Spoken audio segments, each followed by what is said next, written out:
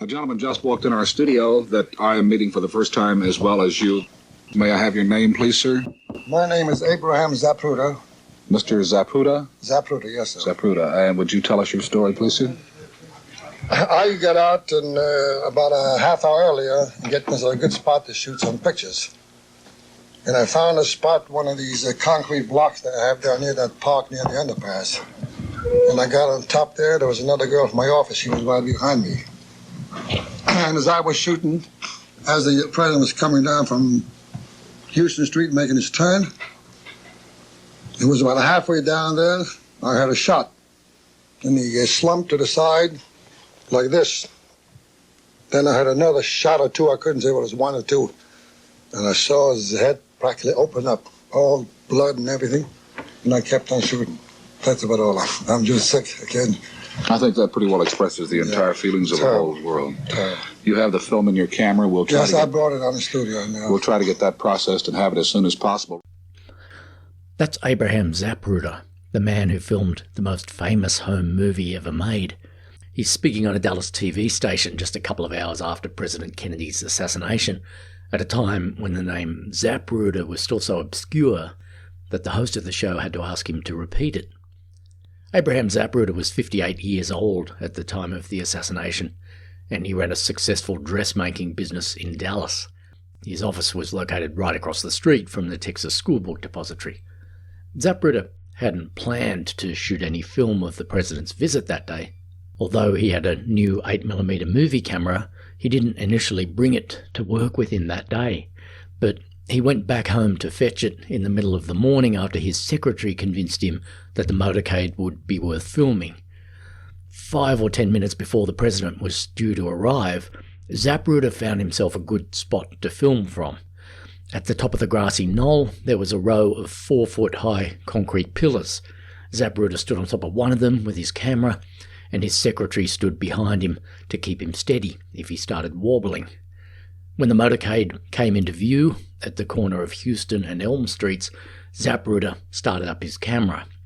He wound up getting 26 seconds worth of colour footage that caught the attack on the president's limousine from beginning to end. When Kennedy was hit by the headshot, Zapruder saw his skull explode through the viewfinder.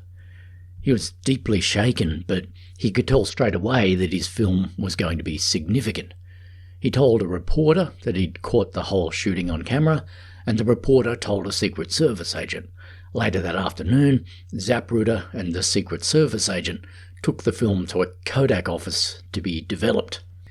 Despite the optimism of the reporter we heard interviewing Zapruder at the start of this episode, the film wasn't developed in time to be broadcast on TV that day.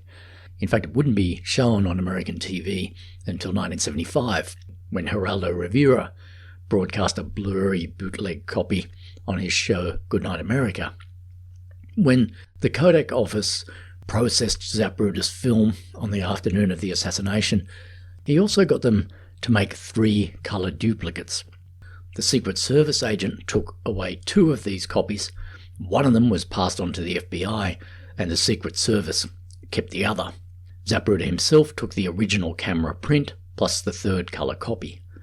Because of Zapruder's TV appearance, the national press knew that he'd filmed the assassination, and a bidding war started for the rights to his footage. The 2 top bidders were CBS News and Life magazine. The morning after the assassination, Zapruder accepted Life's bid of $150,000, which they would pay him in 6 yearly instalments of $25,000 each.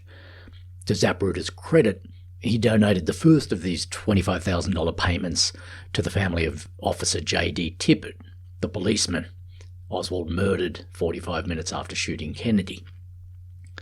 On the 23rd of November, the day after the assassination, the Zapruder film became the property of Life Incorporated, which took possession of the original print plus the remaining colour copy. A week later, Life magazine published 30 still images from the film in black and white. Zapruder had stipulated that frame 313, the frame that showed Kennedy's head beginning to explode, must never be published. Life magazine honoured that request, but the frames that it published were still quite horrifying. One of them showed President Kennedy clutching at the wound in his throat. Another one showed Jackie Kennedy crawling out onto the back of the limousine in a confused attempt to pick up a fragment of her husband's skull. These pictures appeared in Life magazine on November the 29th, which happened to be the same day President Johnson announced the formation of the Warren Commission. As the commission settled down to work, the young lawyers who were spearheading its investigation realized pretty quickly that the Zapruder film might be the single most important piece of evidence in the case. On January 27th, they sat down to watch the film for the first time. They had to settle for watching the Secret Service's copy because Life magazine was refusing to let the original film out of its sight. One of the young Warren Commission staffers who watched the Zapruder film that day was a guy named David Bellin. Bellin would end up becoming obsessed with Zapruder's home movie. He watched it over and over again, to the point where he started having nightmares about it. He wrote later, "I would wake up in the middle of the night seeing the president waving to the crowds, and then within a few seconds seeing the fatal shot and the head of the president jerk and then slump over." Bellin began to suspect that the whole secret of Kennedy's murder was concealed somewhere in the 486 frames of Zapruder's film. And after watching it countless times and poring over its individual frames, he believed that he'd finally cracked the case. Oswald couldn't possibly have acted alone. There had to have been a second gunman. The proof of it was right there on film. My name is David Free, and this is The Ghosts of Dallas.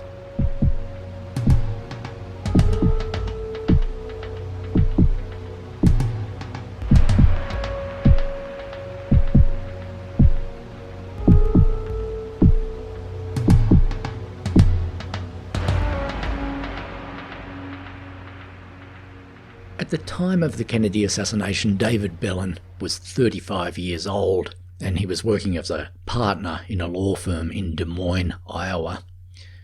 When Kennedy was shot, Bellin's reaction was the same as a lot of other people's. He suspected a conspiracy, and that suspicion deepened when Oswald was shot in custody by Jack Ruby. "I assumed conspiracy," Bellin said later. So when he was asked to serve as a junior attorney on the Warren Commission, working in the area of the investigation that would nail down the identity of the assassin, Bellin was excited. He hoped that he would be the guy who found the hard proof of conspiracy. Conspiracy theorists have always claimed that the Warren Commission was a stitch-up from the start. They say that the 7 commissioners were a bunch of bureaucratic hacks who never had any intention of blaming the crime on anyone other than Oswald.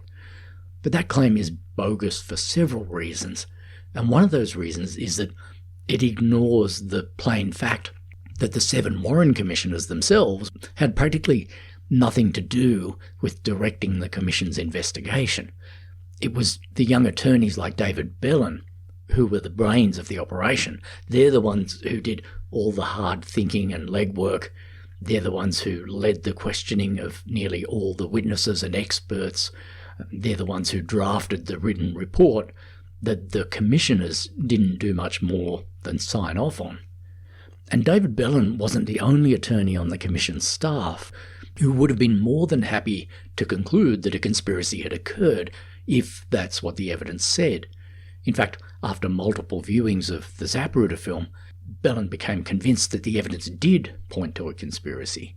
His suspicions were based on a careful frame-by-frame breakdown of the Secret Service's copy of the film. But to be sure of what he thought he'd discovered, Bellin wanted to see Zapruder's original camera print, which he knew would be sharper and clearer than the duplicate. So he and other lawyers on the commission began demanding to see Zapruder's original film. To start with, Life magazine was reluctant to let the original out of its sight, but finally it agreed to a compromise. On February the 25th, 1964, a representative of the magazine brought Zapruder's precious original film to Washington, and under his supervision, it was screened for the commission's staff. When the screening was over, the Life representative took the film away again, but he did agree to make a series of 35mm colour slides for the commission, taken directly from the original and showing all of the frames that David Bellin considered important. When Bellin watched Zapruder's original film, he wasn't disappointed.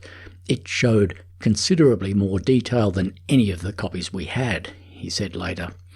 Bellin was now surer than ever that Zapruder's camera had captured real-time proof of a conspiracy to murder Kennedy. The film showed that two men in the limousine, John Kennedy and John Connolly, had sustained multiple gunshot wounds in the space of less than 5 seconds. And the way Bellin saw it, Oswald simply wouldn't have had enough time to fire all the shots that had inflicted all those wounds.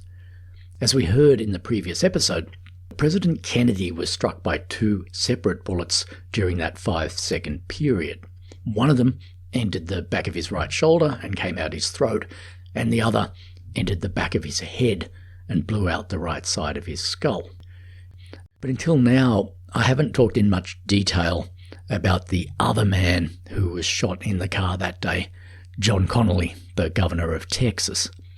Connolly was sitting in the jump seat of the limousine directly in front of Kennedy. Connolly was treated for several serious gunshot wounds at Parkland Hospital that afternoon, while the other team of surgeons was trying and failing to save the life of President Kennedy. Connolly had an entrance wound in his back just to the left of his right armpit. The bullet had punctured his right lung and broken his 5th rib before exiting the front of his chest, just below his right nipple. Another bullet, or possibly the same one, had hit Connolly on the back of the right wrist and shattered his radius bone and had gone out the underside of the wrist. Connolly had also suffered a shallow puncture wound on the top of his left thigh. And then we had just turned the corner. We heard a shot. That's Governor Connolly being interviewed in his hospital bed 5 days after the assassination. I turned to my left. I was sitting in the jump seat. I turned to my left to look in the back seat. The president had slumped. He had said nothing. Almost simultaneously, as I turned, I was hit. And I knew I'd been hit badly. And I said, I knew the president had been hit, and I said, my God, they're going to kill us all. And then there was a third shot, and the president was hit again. As he recuperated in Parkland Hospital, Connolly tried to work out how he'd received all his different wounds. I wound up the next day realising I was hit in 3 places, he said, and I was not conscious of having been hit, but by 1 bullet. So I tried to reconstruct how I could have been hit in 3 places by the same bullet.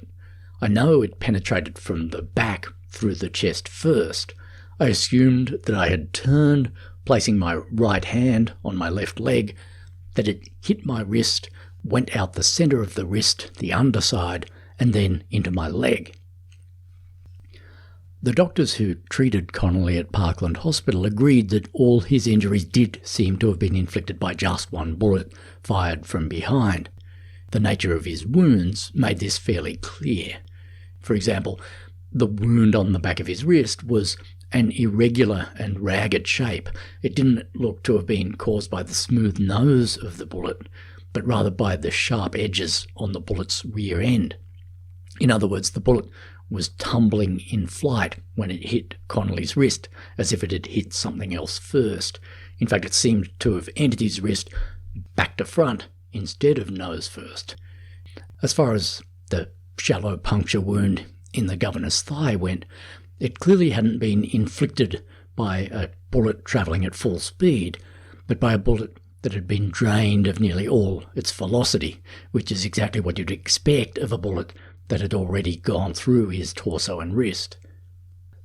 Before David Bellin started analysing the Zapruder film, the FBI and the Secret Service had developed a firm working theory about how the assassination had physically played out. They believed that Oswald had fired a total of 3 shots.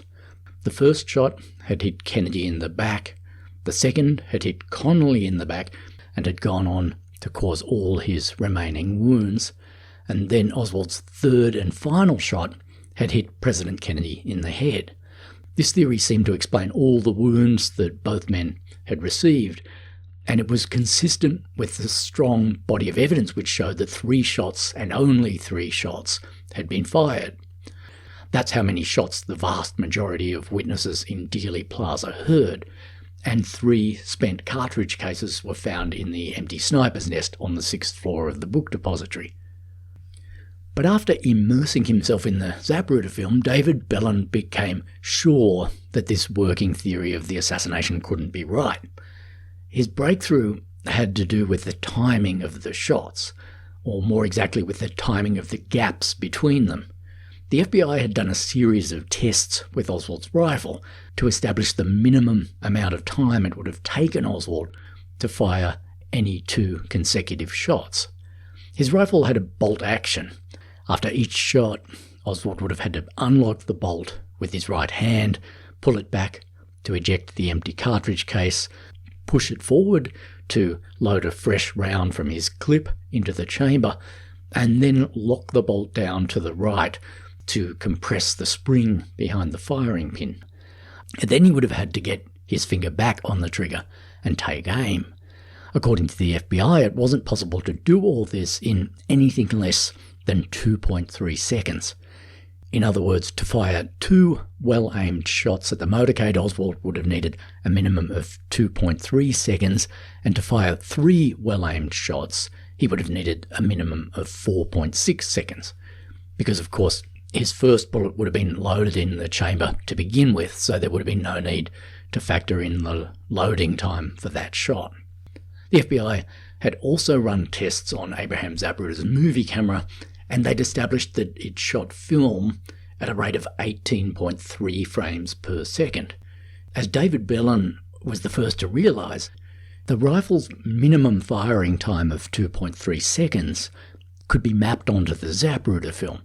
If 1 second equaled 18.3 frames of film, then 2.3 seconds equaled 42 frames.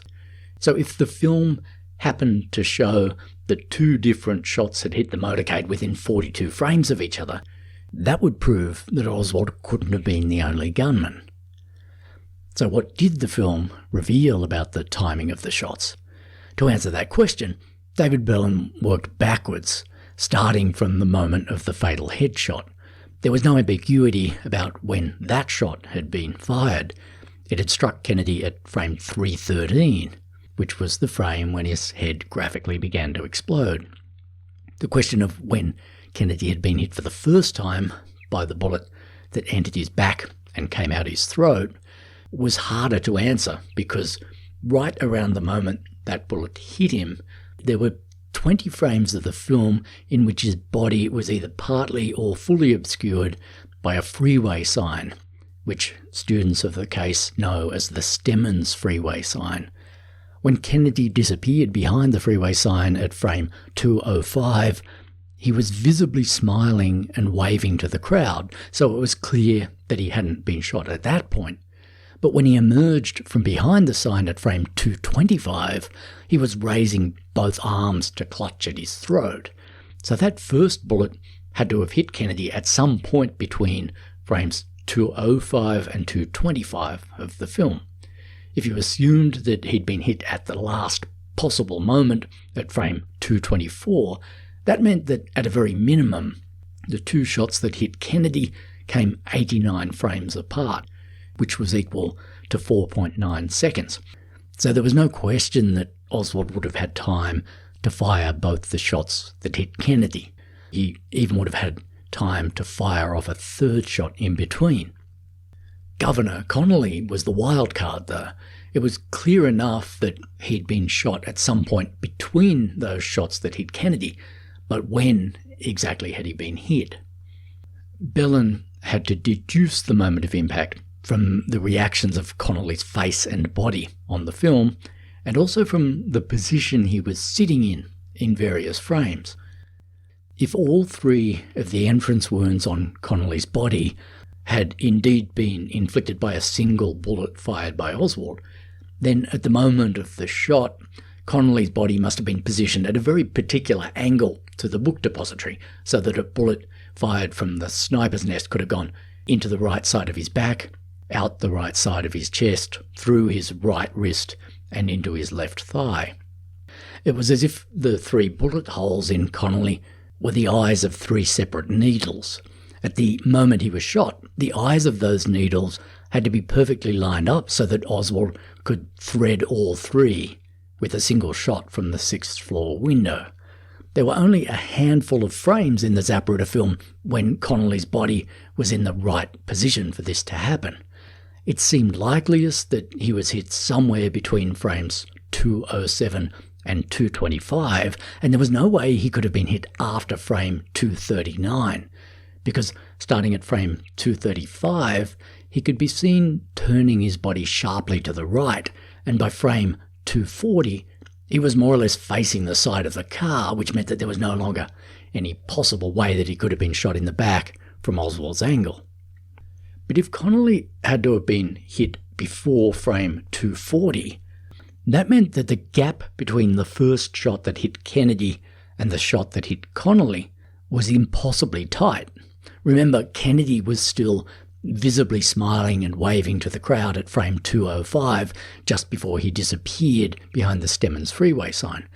So the earliest frame he could have been hit at was frame 206, and the very last frame Connolly could have been hit at was frame 239. This meant that there was an absolute maximum of 33 frames, or 1.8 seconds, between the moment Kennedy was hit and the moment Connolly was hit. And Oswald couldn't possibly have fired 2 well-aimed shots in 1.8 seconds. It just wasn't physically possible. This is one of those rare nuggets of fact that everybody generally accepts on all sides of the Kennedy assassination debate.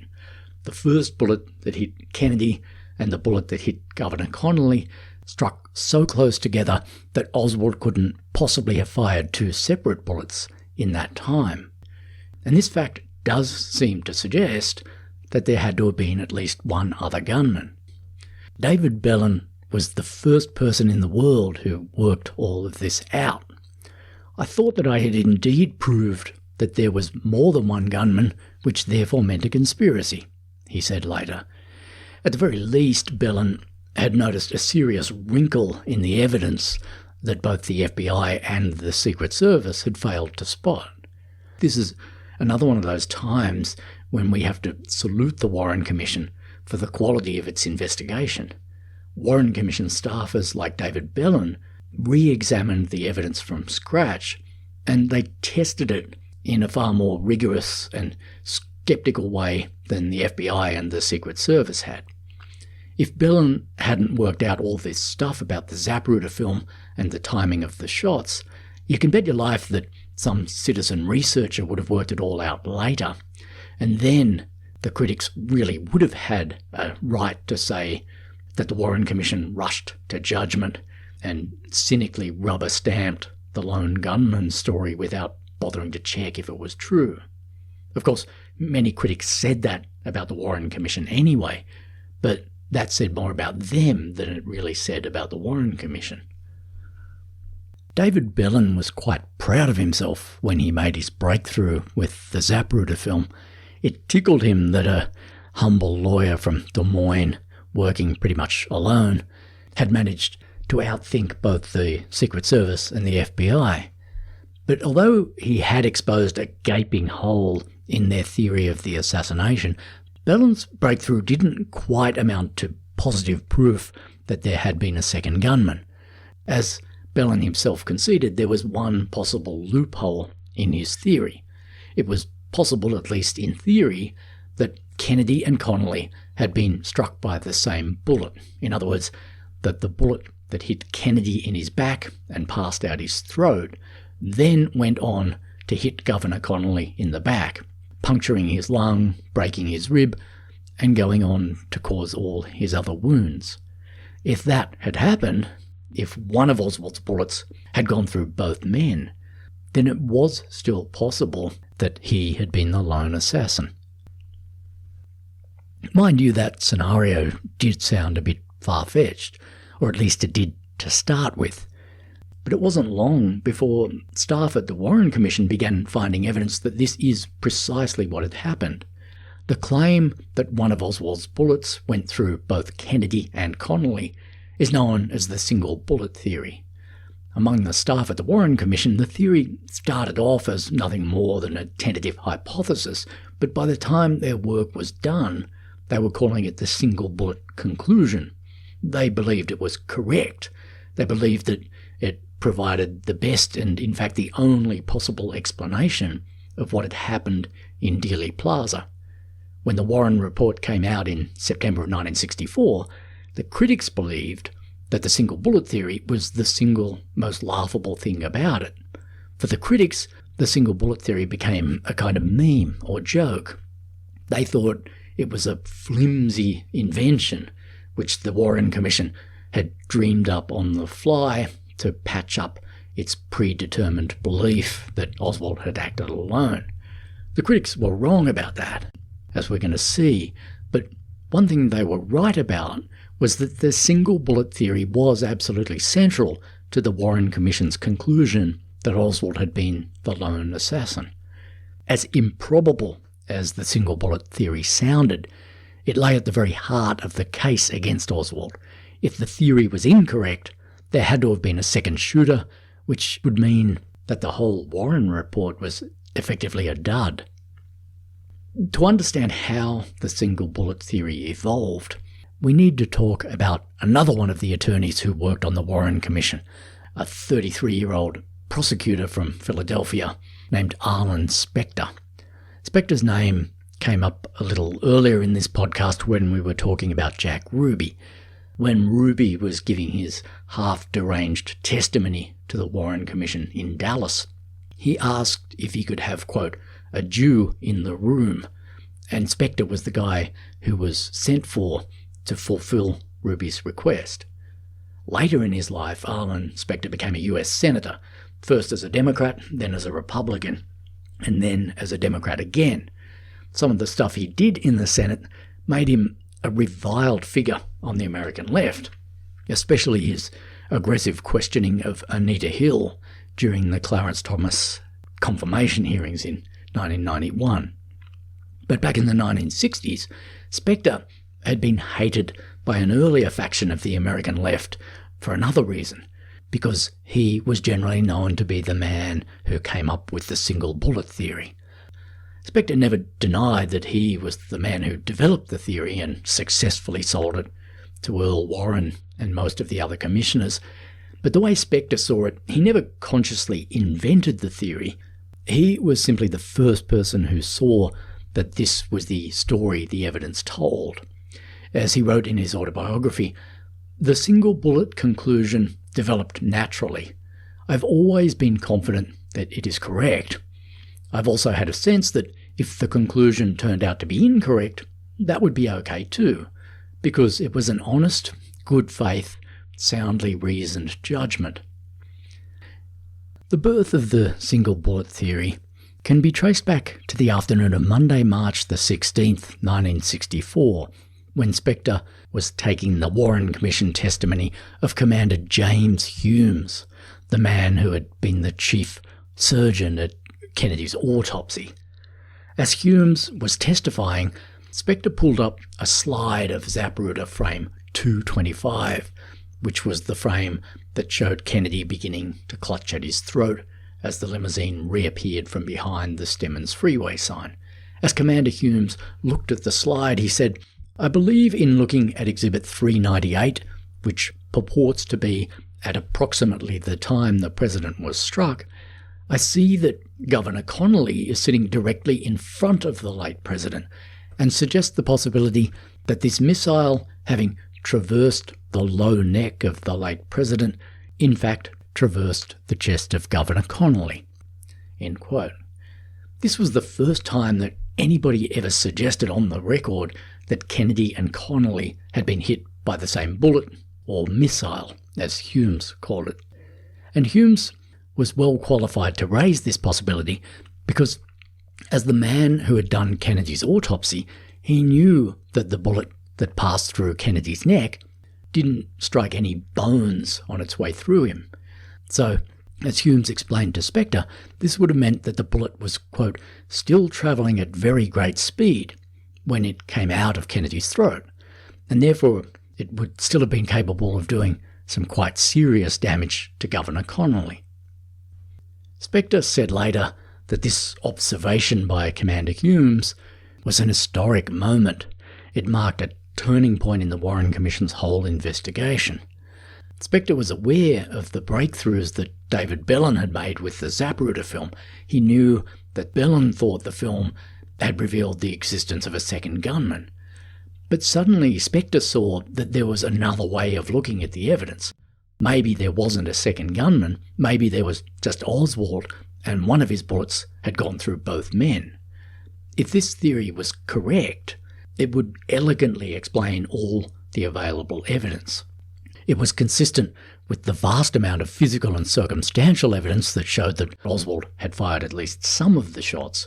It was consistent with Bellin's analysis of the Zapruder film, and it explained why there was no other evidence of a second gunman's existence apart from Bellin's analysis of the film.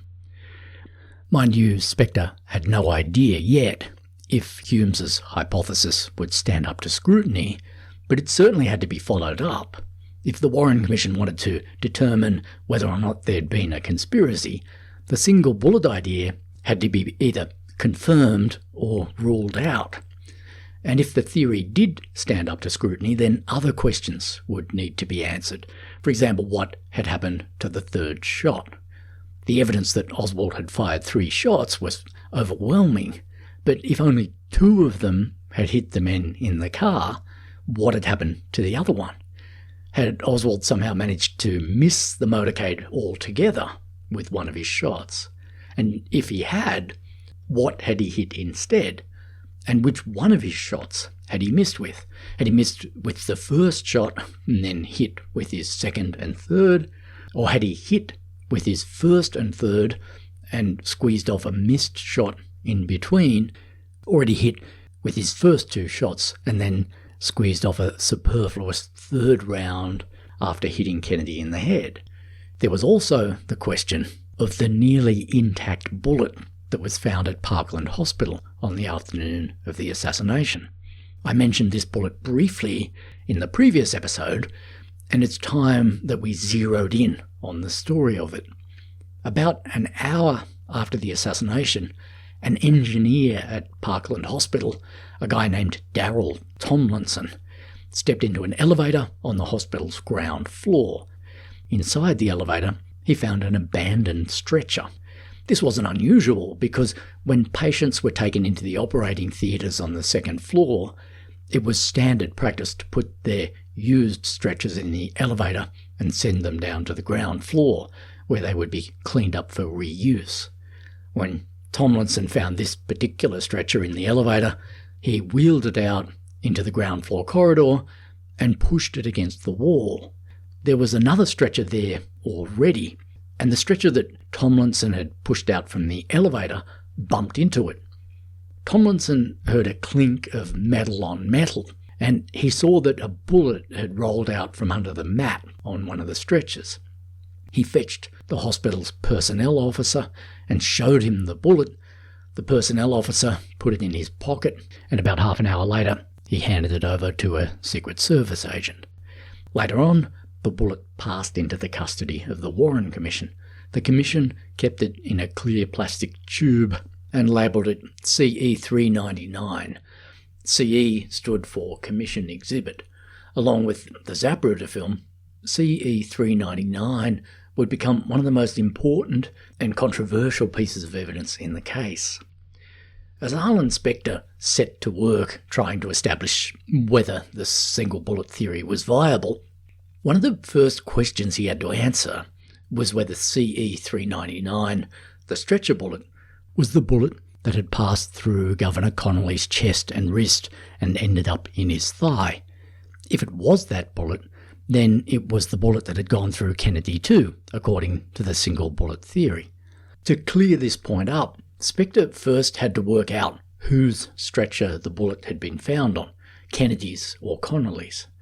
A week after Spector took the testimony of Commander Humes in Washington and got the first glimmers of the single bullet theory, he went down to Dallas to interview the medical staff who'd treated Kennedy and Connolly in Parkland Hospital.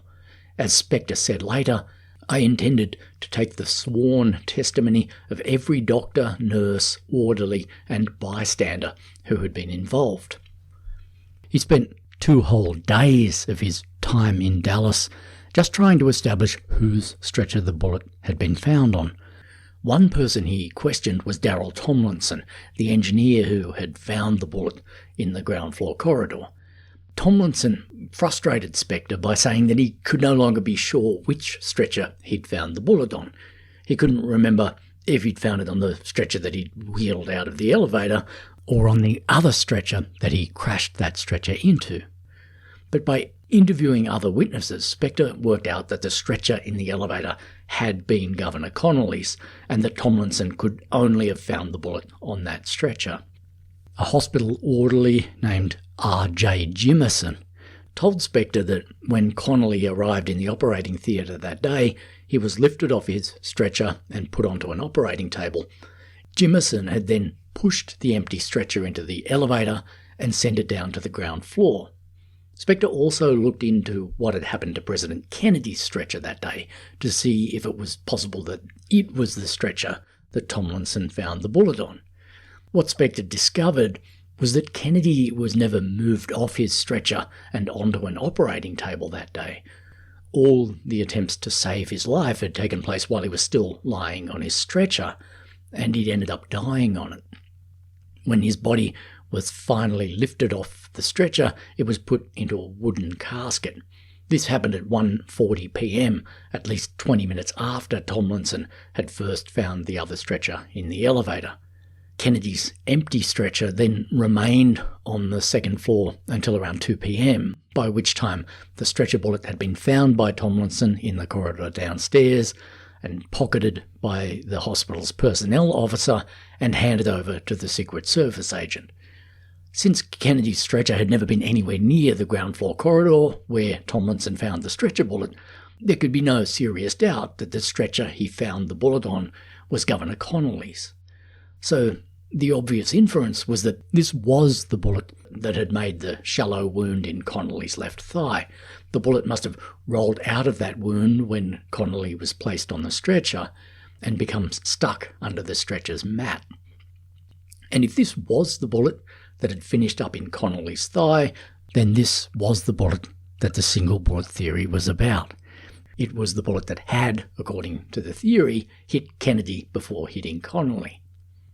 By the time Arlen Spector began interviewing the medical staff at Parkland Hospital, the Warren Commission had run a series of ballistics tests on the stretcher bullet, and those tests had proved that the bullet had been fired from Oswald's rifle. So in one sense, the story of the single bullet really seemed to be coming together. There was no doubt that the bullet found on the stretcher had started off in Oswald's rifle, and there was very little doubt that it had got onto the stretcher by rolling out of the wound on Connolly's thigh. Spector now had the job of proving that on its way from Oswald's rifle to Connolly's stretcher, the bullet had passed through Kennedy's neck first and then through Connolly. But there was one major obstacle for this theory. The bullet found on Connolly's stretcher looked surprisingly intact for a bullet that was supposed to have passed through both Kennedy and Connolly, breaking Connolly's rib and wrist along the way. Conspiracy theorists call the stretcher bullet pristine, and when you look at a side-on photograph of the bullet, it does look a lot like a bullet that's never been fired. But when you look at a photo of the bullet's base, you can see that it's quite deformed. One expert who examined the bullet has said that it was, quote, slightly bent on its long axis and flattened on its rear end to a significant degree, as if from a severe blow from one side. So it isn't true to say that the stretcher bullet was pristine, but the fact remains that to the naked eye it doesn't look like you'd expect a bullet to look after it's passed through 2 men and broken 2 of the second man's bones. In fact, when Commander Humes first raised the idea of the single bullet in his Warren Commission testimony, Arlen Specter showed him the stretcher bullet in its clear plastic tube, and he asked Humes if he thought it was possible that this bullet had hit both Kennedy and Connolly. Humes said, "I think that extremely unlikely." He pointed out that the bullet looked, quote, "basically intact. Its jacket appears to me to be intact." Humes knew that the surgeons who treated Governor Connolly at Parkland had found multiple bullet fragments in his body. They'd removed 2 fragments from the wound in his wrist, and X-rays showed that there were smaller fragments in his chest that the surgeons hadn't been able to remove. The way Humes saw it, a bullet that had left behind that much lead inside Connolly should have looked significantly more depleted and mangled than the bullet that Specter was showing him now. As Humes put it, quote, "The reason I believe it most unlikely that this missile could have inflicted either of those wounds is that this missile is basically intact, and I do not understand how it could possibly have left fragments in either of these locations." Specter wasn't put off by Humes's reservations, though. The fact that Humes thought the stretcher bullet looked too intact to have left behind all those metal fragments in Connolly was hardly enough to rule the single bullet theory out altogether. To rule the theory in or out, Specter needed to know exactly how big those metal fragments that had been found inside Connolly were. This was another point he needed to nail down while he was taking the testimony of the medical staff at Parkland Hospital. As Specter wrote later, quote, "The theory would have to be checked out against the X-rays. The key lay in the size and weight of the metal fragments." What Specter had realised by this point was that the single bullet theory could be put to the test mathematically by doing some very simple sums. The weight of bullets is measured in a unit called the grain. Each bullet used by Oswald would have weighed approximately 161 grains before it was fired. The bullet found on Connolly's stretcher weighed 158.6 grains. This meant that whatever the bullet had hit before turning up on Connolly's stretcher, it had lost around 2.4 grains of its original weight on the way.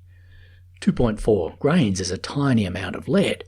It's equal to 156 milligrams, or 0.005 of an ounce, which is roughly the weight of a postage stamp. So if more than a postage stamp's worth of lead had been left behind in Kennedy's neck and in Connolly's chest, wrist and thigh, then it was mathematically impossible that the stretcher bullet had caused all those wounds. The Kennedy part of the equation was easy to solve because the bullet that passed through Kennedy's neck hadn't left behind any lead in him at all. So it came down to how much lead had been left behind inside Governor Connolly. If the fragments that the surgeons had removed from his body and detected inside his body with their X-rays added up to more than 2.4 grains, then the single bullet theory was screwed. So how much lead was found inside Governor Connolly? Specter already knew that 2 bullet fragments had been removed from the governor's wrist and that the larger of these weighed half a grain. The X-rays showed that 7 or 8 other tiny fragments were still left inside his body, which the surgeons hadn't been able to remove. One of these fragments was embedded in Connolly's thigh bone. When Specter asked his surgeon to estimate the fragment's weight, he said it would have weighed, quote, "a fraction of a grain, maybe 1/10 of a grain." The X-rays showed that another fragment of approximately that same size had been left behind in Connolly's chest. They also showed that 3 tiny fragments were still lodged in Connolly's wrist. When Specter asked Connolly's surgeon to describe those fragments, he said, quote, "They would represent, in lay terms, flakes of metal." Specter pressed him to estimate their weight, and the surgeon said, "I would estimate that they would be weighed in micrograms, which is a very small amount of weight. It's the kind of weighing that requires a micro-adjustable scale, which means that it is something less than a postage stamp." The upshot, when you added up the weight of all the fragments in Connolly's body, was that they didn't add up to more than the 2.4 grains that were missing from the stretcher bullet. In fact, they only added up to about 1.5 grains. They fell short of sinking the stretcher bullet by almost a whole grain. So no evidence that Spector gathered in Dallas ruled out the single bullet theory mathematically, and some of the other evidence he heard there tended to confirm the theory from another angle. Both surgeons who'd treated Connolly testified that the entrance wound on his back wasn't circular, but oval-shaped or elliptical. This suggested that the bullet that entered his back hadn't entered nose first, but was tumbling through the air when it hit him, as if it had hit something else on the way. The wound entrance was an elliptical wound, said one of his doctors. In other words, he went on, it had a long diameter and a short diameter. It didn't have the appearance of a wound caused by a high-velocity bullet that had not struck anything else. When Arlen Spector came back to Washington from Dallas, he was feeling pretty good about the single bullet theory, but he knew that he was going to have to sit down and talk with David Bellin and tell him about all the things he'd discovered. Spector was worried that Bellin would be put out because all his hard work on the Zapruder film had seemed to prove that there was a second gunman. But Spector needn't have worried. Bellin actually welcomed his discoveries. Like Spector, Bellin was trained to follow and respect evidence, and it didn't take him long to see that the single bullet theory had the ring of truth. It might be worth pausing here to note something about the difference between the methods of people like Spector and Bellin and the thinking of the Kennedy conspiracy theorists. The conspiracy theorists have a very simple answer to the question of how a nearly intact bullet fired from Oswald's rifle came to be on Governor Connolly's stretcher. They say that it was planted there to incriminate Oswald. In Oliver Stone's JFK, you see a shadowy figure slip into the hospital corridor and place the bullet on the stretcher. And when the shadowy figure turns around, you see that it's Jack Ruby. We're going to see in the next episode of the podcast that the belief that the stretcher bullet was planted is absolutely ridiculous when you think it through. But for the moment, I want to stay with the Warren Commission's investigation. And I want to make the point that people like David Bellin and Arlen Spector didn't have the luxury of being able to fall back on easy conspiracy theories to explain away the evidence they were dealing with. They had a professional and moral obligation to find real-world explanations for the facts that confronted them. Spector couldn't explain away the stretcher bullet by just airily imagining that somebody had planted it there, because he was operating in reality, and he knew for a fact that Oswald wasn't being framed. He knew that because he knew in minute detail about all the things that Oswald had actually done, not just during the crime, but before it and after it. He knew that Oswald had taken a shot at General Walker 7 months before the Kennedy assassination. He knew about the ridiculous curtain rod story that Oswald had made up in order to smuggle his rifle into the book depository on the morning of the assassination. He knew about Oswald's hasty departure from the crime scene that afternoon. He knew that he'd murdered J.D. Tippett 45 minutes after shooting Kennedy, and he knew that he'd tried to shoot another cop 30 minutes after that while he was being arrested in the Texas theatre. So Spector knew that nobody was going around planting evidence to incriminate Oswald, for the simple reason that nobody had to. Oswald had already lavishly incriminated himself by actually committing the crime. So Spector knew that the stretcher bullet hadn't been planted on Connolly's stretcher by a human hand. That fantasy wasn't available to him. Instead, he had the very hard job of having to figure out how, in the real world, a nearly intact bullet fired from Oswald's rifle had ended up on Connolly's stretcher. Spector also didn't have the luxury of being able to wish that the bullet looked a bit less intact and a bit more like you'd expect a bullet to look after it had gone through 2 people, or even just 1 person. This was the particular bullet that had been found on Connolly's stretcher in this particular condition.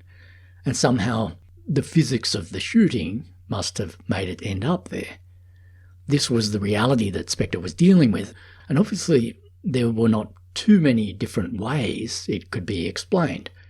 If you work backwards, starting from the fact that the bullet had ended up under the mat of Connolly's stretcher, you could hardly fail to see that it had to be the same bullet that had caused the shallow wound in the governor's thigh. After all, when the doctors treated that wound, the bullet that caused it was no longer in there. It had to have gone somewhere, and there was no sign of it anywhere else, so it was hardly a great leap to assume that this was that bullet. And if the stretcher bullet was the bullet that had ended up in the governor's thigh, then the medical evidence suggested that it had gone through his wrist before that, and through his torso before that. And since Connolly's torso was positioned directly in front of Kennedy's throat when a bullet came flying out of it just a fraction of a second before Connolly was hit, it again wasn't much of a leap to believe that this bullet had gone through Kennedy before it went through Connolly. After his visit to Parkland Hospital, Spectre felt highly confident that the single bullet theory was sound, and other members of the Commission's legal staff became big believers in the theory too. But Spectre still wanted to test the theory some more. He believed that the next logical step was to stage a life-size reconstruction of the assassination in Dealey Plaza to see how well the single bullet theory mapped onto the scene of the crime. So he and other lawyers on the Warren Commission staff started lobbying Earl Warren to arrange for Dealey Plaza to be cordoned off for long enough to let them test the single bullet theory on site. Warren was opposed to this idea at first, but he eventually gave in. The reconstruction took place on May the 24th, 1964. It began before dawn at 5:20 a.m, so as not to cause too much disruption to the locals. A 1959 Cadillac was used as a stand-in for the presidential limousine. 2 Secret Service agents sat in the car, one of them playing Kennedy and one of them playing Connolly. They'd been chosen because they were roughly the same size as the men they were standing in for. The agents had chalk circles drawn on the backs of their jackets, marking the spots where Kennedy and Connolly had been shot. In fact, the guy playing Connolly was wearing the governor's actual jacket, with a chalk circle drawn around the actual bullet hole. The guy playing Connolly sat in front of the guy playing Kennedy, and using the Zapruder film as a guide, the Cadillac was positioned in the exact spot where the presidential limo had been at frame 225 when Kennedy was first seen reacting to the shot that came out his throat. Up in the 6th floor window of the book depository, Arlen Spectre held Oswald's actual rifle and aimed it down at the chalk circle on the back of President Kennedy's stand-in. As he looked down the scope of Oswald's rifle, Spectre felt physically sick, but he also felt surer than ever that the single bullet theory was correct because of a simple physical fact. At the moment Kennedy was shot in the back, Connolly was sitting directly in line with him from Oswald's angle, and he would have been a sitting duck for the bullet that was about to come whizzing out of Kennedy's throat.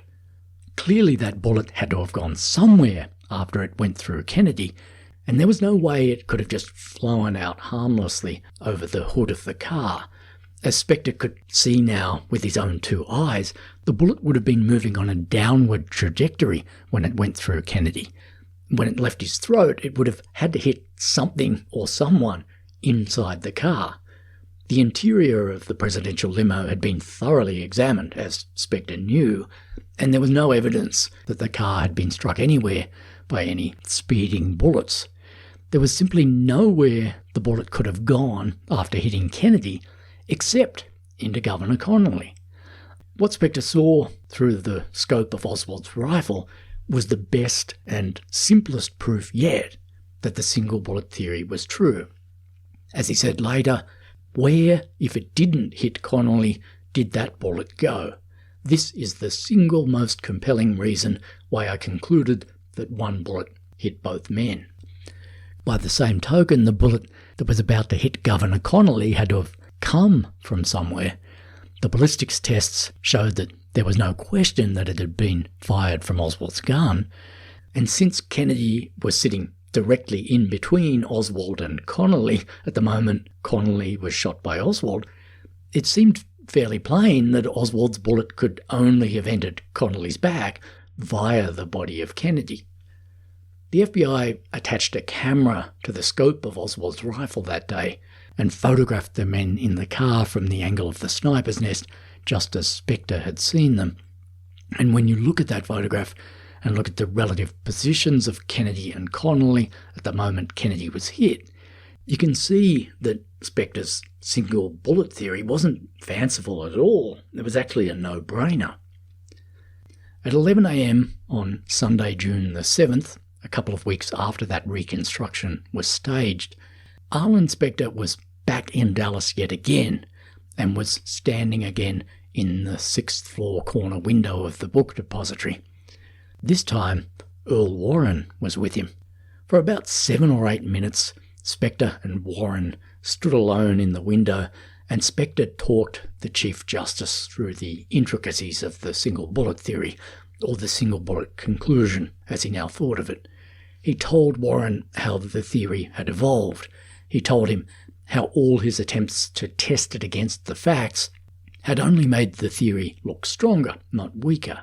He explained how all the evidence now seemed to converge on it: the medical evidence, the ballistics evidence, and the circumstantial evidence. Warren listened to Spector's explication of the single bullet theory in complete silence. When Spector was done, Warren turned on his heel and walked away, still without saying anything. At the time, Spector wasn't sure how to interpret Warren's silence, but he soon found out that his presentation had worked. By the time the 7 Warren commissioners sat down to finalise their written report in September 1964, Earl Warren was a firm believer in the single bullet theory. So were 3 of the other commissioners, including Gerald Ford and John McCloy. So a majority of the 7 commissioners accepted the single bullet theory. But the remaining 3 commissioners, Hale Boggs, Dick Russell and Sherman Cooper, didn't accept the theory. In fact, they stubbornly refused to sign off on any report that explicitly endorsed the single bullet theory. The reasons that these 3 men had for rejecting the theory were not especially well thought through. In fact, they were premised on an embarrassing lack of familiarity with the basic physical facts of the assassination. Their doubts about the single bullet theory certainly didn't prove anything, except perhaps that America's ruling class was not quite as intelligent and diligent as the cream of its young lawyers. Unfortunately, though, it didn't matter that these men were opposed to the single bullet theory for completely asinine reasons. The fact was that these 3 men were commissioners with a capital C, and they had the power to withhold their signatures from the commission's report if they wanted to. And that's exactly what they were threatening to do, all because of the single bullet theory. This created a wicked last-minute headache for Earl Warren, who was determined to give President Johnson a unanimous report. As the deadline for the report's submission approached, the prospect of a split in the commission was starting to look very real.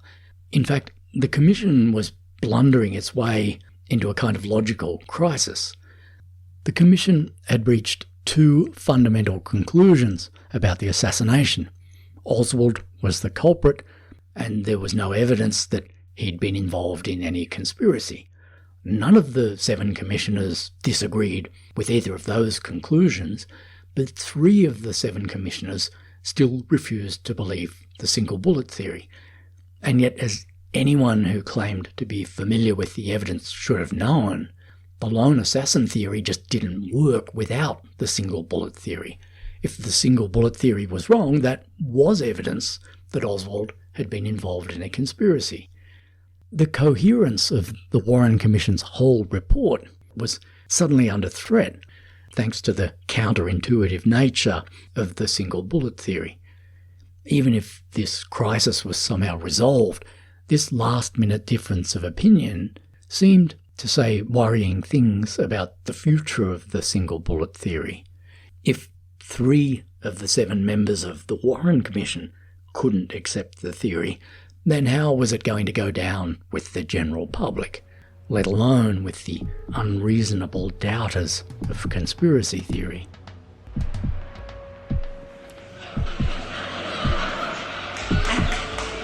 And I said okay, and I passed the ad up. And I must say, it took great courage at the time, because I needed the money. I was writing, and I needed to be freed creatively. I was working on a non-fiction version of the Warren Report.